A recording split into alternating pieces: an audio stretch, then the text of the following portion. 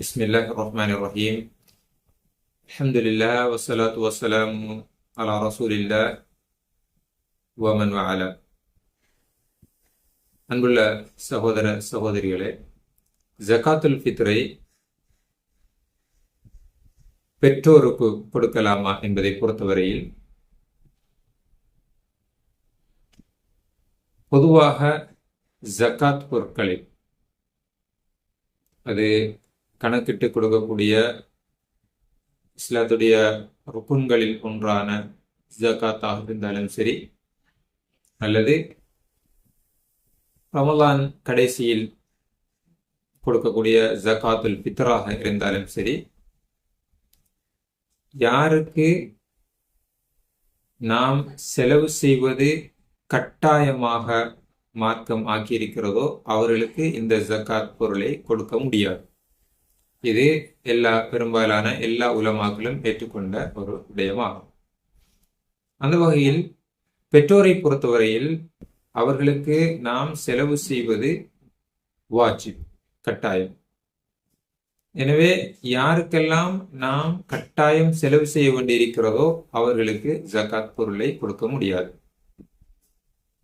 இந்த கட்டாயமாக, உதாரணமாக நாம் பெற்றோருக்கு செலவு செய்ய வேண்டியது எமது கடமை.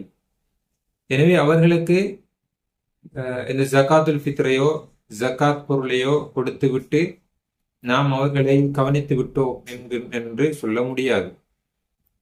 ஜகாத் பொருளையோ அல்லது ஜகாத்துல் ஃபித்ர் பொருளையோ கொடுத்து கடன் கழிக்கக்கூடிய நிலையில் உள்ளவர்கள் அல்ல பெற்றோர்கள்.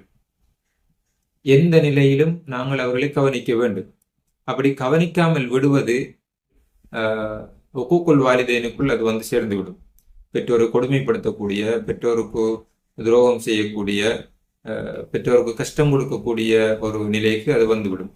எனவே பெற்றோர்கள் என்பவர்கள் சாதாரணமாக ஜகாத் பொருளையோ ஜகாத்துல் ஃபித்ரையோ கொடுத்து விட்டு போகக்கூடியவர்கள் கிடையாது. அதனால்தான் அவர்களுக்கு ஜகாத் பொருள் அவர்களுக்கு நாங்கள் கொடுக்கக்கூடாது என்று மார்க்கம் சொல்லுகிறது. எனவே இதன் மூலம் நாங்கள் அவர்களுக்கு ஜகாத் பொருளையும் கொடுப்பதில்லை, மேலதிகமாக செலவும் செய்வதில்லை என்றால் அவர்களுக்கு நாங்கள் அநியாயம் செய்கிறோம். இது பெரிய ஒரு பாவமாகும். ஷேக் இப்னு உஸைமீன் ரஹிமஹுல்லாஹ் அவரிடத்திலே இந்த கேள்வி கேட்கப்படுகிறது. அவர்கள் சொல்லுகிறார்கள், யார் தன்னுடைய பொருளாதாரத்தை பாதுகாப்பதற்காக பெற்றோருக்கு ஜகாத் கொடுக்கிறார்களோ அவர்கள் பாவிகள் என்று சொல்கிறார்கள். அவர் தன்னுடைய பொருளாதாரத்தை பாதுகாப்பது என்றால் பெற்றோருக்கு நாம் செலவு செய்ய வேண்டும். அந்த செலவு செய்யாமல் தப்பித்துக் கொள்வதற்காக ஜகாத் பணத்தை கொண்டு அவரிடத்திலே கொடுத்து விட்டால் நாங்கள் அவர்களுக்கு செலவு செய்த ஒரு கட்டத்துக்குள் வந்து சேர்ந்து விடும் என்று நினைத்து ஜகாத் பொருளையோ ஜகாத் பணத்தையோ அவர்களுக்கு கொடுத்து விடுவது கூடாது. அப்படி செய்வது ஒரு பாவமான செயற்பாடாகும் என்று சொல்கிறார்கள். எனவே ஜகாத் பொருளை, ஜகாத்துல் ஃபித்ராவை கூட நாங்கள் பெற்றோருக்கு கொடுக்க முடியாது. ஏனென்றால் அவர்களுக்கு நாங்கள் செலவு செய்ய வேண்டியது, அவர்களை பாதுகாக்க வேண்டியது, அவர்களுக்கு உணவளிக்க வேண்டியது என்பது கடமையாகும். ஆனால் உதாரணமாக சகோதரி அல்லது சகோதரன் வறுமையில் இருக்கிறார், அவருக்கு கொடுக்கலாம் என்றால் அவர்களுக்கு கொடுக்கலாம். ஏனென்றால் சகோதரிக்கோ சகோதரனுக்கோ நாங்கள் செலவு செய்ய வேண்டும் என்ற நிர்பந்தம் எங்களுக்கு கிடையாது. மார்க்கம் அதை எங்களுக்கு வாஜிபாக, கட்டாயமானதாக ஆக்கவும் இல்லை. அதனால் ஒரு நம்முடைய சகோதரன் சகோதரி ஏழையாக இருக்கிறார், அவருக்கு அந்த ஜகாத் பொருளை, ஜகாத்துல் ஃபித்ராவை கூட கொடுத்தால் அதில் 2 வகையான நன்மை இருக்கிறது. ஏனென்றால் ரசூலுல்லாஹி ஸல்லல்லாஹு அலைஹி வஸல்லம் அவர்கள் சொன்னார்கள், ஸதகத்துக அலல் கரீப், உங்களுக்கு நெருக்கமானவர்களுக்கு நீங்கள் கொடுக்கக்கூடிய சதகாக்கள், தர்மங்கள் எல்லாம் சதகத்துன் வஸீலா, அது 2 வகையான நன்மைகளை அது பெற்று தருகிறது. ஒன்று சதகா, இங்க சதகா செய்த நன்மையும் உங்களுக்கு கிடைக்கும். அதே நேரம் சிலா, குடும்ப உறவினர்களை சேர்ந்து நடந்தது, குடும்ப உறவினர்களுக்கு உதவி செய்து, குடும்ப உறவினர்களுடைய கஷ்டங்களில் பங்கெடுத்த அந்த நன்மையும் உங்களுக்கு கிடைக்கும் என ரசூலுல்லாஹி ஸல்லல்லாஹு அலைஹி வஸல்லம் சொல்கிறார்கள். அந்த வகையில் ஜகாத்துல் ஃபித்ராவை தூரத்தில் இருக்கக்கூடிய ஏழைகளுக்கு கொடுப்பதை விட எங்களுடைய குடும்பத்தில் இருக்கக்கூடிய ஏழைகளுக்கு கொடுப்பதுதான் மிக சிறந்ததும் மிக நன்மையானதும் ஆகும். ஆனால் பெற்றோருக்கு கொடுத்து அதை கிடைத்து விட முடியாது. பெற்றோர்கள் ஜகாத்துல் ஃபித்ரை பெறுவதை விட மேலான தகுதி உடையவர்கள், அவர்களை கவனிக்க வேண்டியது என்னுடைய கடமையாகும்.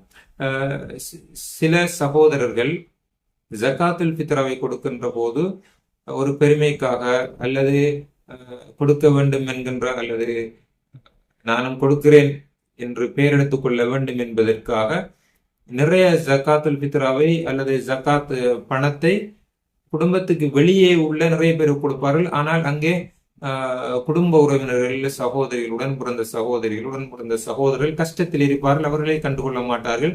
ஜகாத் கொடுப்பதற்கு தகுதியானவர்கள் ஏனையவர்களை விட குடும்பத்திலே உள்ளவர்களை பார்த்து கொள்வது மிக சிறந்ததாகும். அதில் 2 வகையான நன்மைகள் கிடைக்கும். அதே போன்று இன்னும் சில சகோதரர்கள் பெற்றோருக்கு ஜகாத் பொருளை கொடுக்கக்கூடாது என்பதனால் ஜகாத் பொருளை கொடுக்க மாட்டார்கள். இருந்தாலும் பெற்றோர்கள் கடுமையான ஏழைகளாக இருப்பார்கள், வறிய ஒரு நிலையில் இருப்பார்கள், அவர்களை கவனிக்க மாட்டார்கள். ஜகாத் பொருளையும் மார்க் அடிப்படையில் கொடுக்கவும் முடியாது. அப்ப ஜகாத் பொருளையும் கொடுப்பதில்லை, வேறையாக கவனிப்பதும் இல்லை என்பது அது ஒப்புக்கொள் வாலிதேன், பெற்றோரை கொடுமைப்படுத்தக்கூடிய ஒரு கட்டத்துக்கு அது சென்றுவிடும். இது மார்க்கத்தில் மிகப்பெரிய பாவமாகும். எனவே சுருக்கமாக ஜகாத்துல் ஃபித்ராவை பொறுத்தவரையில் அதை பெற்றோருக்கு, யாருக்கு நாங்கள் செலவு செய்ய வேண்டியது கட்டாயம் என மார்க்கம் சொல்லியிருக்கிறதோ அவர்களுக்கு நாங்கள் கொடுக்க முடியாது. அதில் உள்ளவர்கள் தான் பெற்றோர்கள். அது அல்லாமல் சகோதரர்கள் அவர்களுக்கு நாங்கள் செலவு செய்ய வேண்டும் என்று மார்க்கம் எங்களுக்கு கட்டாயமாக்கவில்லை. எனவே அவர்களுக்கு கொடுக்கலாம். அதில் 2 வகையான நன்மை இருக்கிறது. வல்லாஹு தஆலா ஆலம். எல்லாம் அல்லாஹ் ஜல்ல ஷானஹு தஆலா எமது நல்லவர்களை ஏற்று அதற்குரிய பூரணமான கூலியை தருவானாக. அஸ்ஸலாமு அலைக்கும் வரஹ்மத்துல்லாஹி வபரகாத்துஹு.